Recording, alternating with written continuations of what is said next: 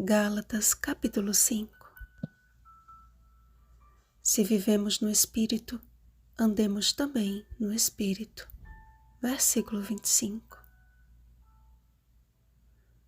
Lendo o livro Ainda que Caiam os Céus, da Casa Publicadora Brasileira, o autor conta a história de sua vida, de sua família e de irmãos em Cristo que sofreram os terríveis resultados do regime soviético.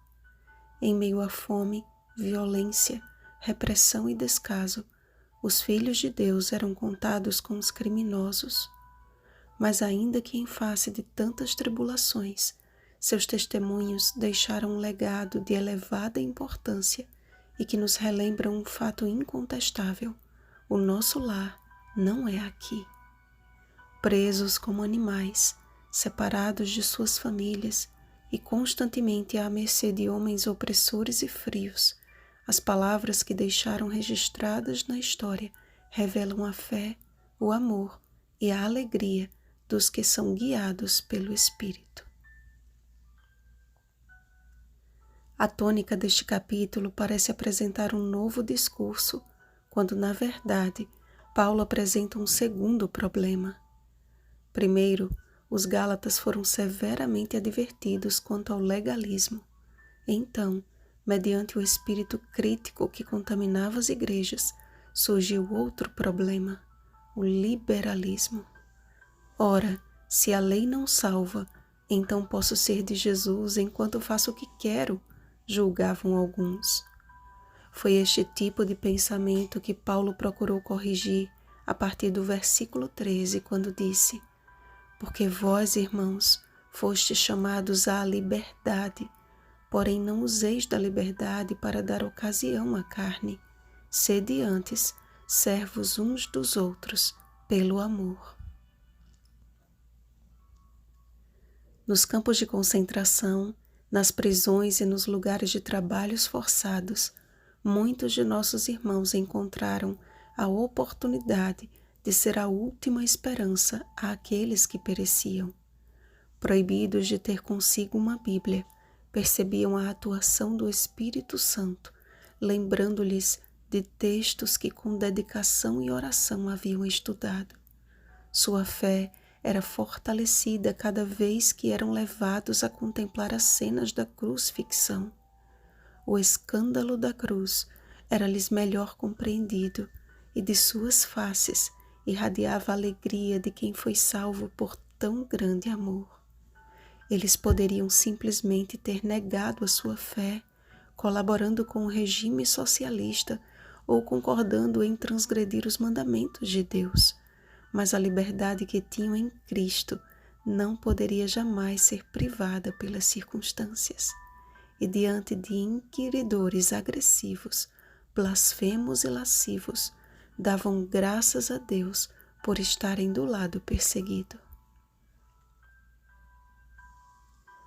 A fé que atua pelo amor promove transformação. Geralmente são mudanças imperceptíveis àqueles que as experimentam, mas diante de outros, notoriamente vistas. Paulatinamente, o Espírito Santo vai atuando naqueles que por ele são guiados, de forma que as obras da carne desaparecem para dar lugar ao fruto do Espírito. Notem que as obras da carne estão no plural, enquanto o fruto do Espírito no singular. Há uma razão para isso. Tiago escreveu o seguinte: pois qualquer que guarda toda a lei, mas tropeça em um só ponto, se torna culpado de todos. Tiago capítulo 2, versículo 10. Ou seja, da lista de 15 pecados destacados por Paulo, se eu cometo apenas um, é como se praticasse todos, e não herdarão o reino dos céus os que tais coisas praticam. Já a atuação do Espírito Santo na vida do cristão converso produz um único fruto, cujas virtudes andam juntas, sendo pouco a pouco aperfeiçoadas, como está escrito. Mas a vereda dos justos é como a luz da aurora, que vai brilhando mais e mais até ser dia perfeito, Provérbios capítulo 4, versículo 18. Diante de Deus, não existem argumentos para a desobediência, posto que a obediência é a fé operante, a fé que atua pelo amor a Deus e ao próximo, assim como nossos irmãos que escolheram não fazer a sua própria vontade, mas por amor a Deus e à sua palavra, e por amor àqueles que pereciam no engano, colocaram em risco a própria vida e de suas famílias para pregar o Evangelho. Todas as vezes que vos mordeis e devorais uns aos outros, provocando uns aos outros, tendo inveja uns dos outros, estão assumindo o posto de agentes satânicos. Não poderemos jamais nos assemelhar àqueles mártires e nem alcançar perante Deus os mesmos privilégios que os aguarda na eternidade, se formos legalistas ou liberais. Mas se vivemos no Espírito, andemos também no Espírito. Se o Espírito Santo habita em nós, que nossas palavras e ações sejam uma manifestação deste milagre.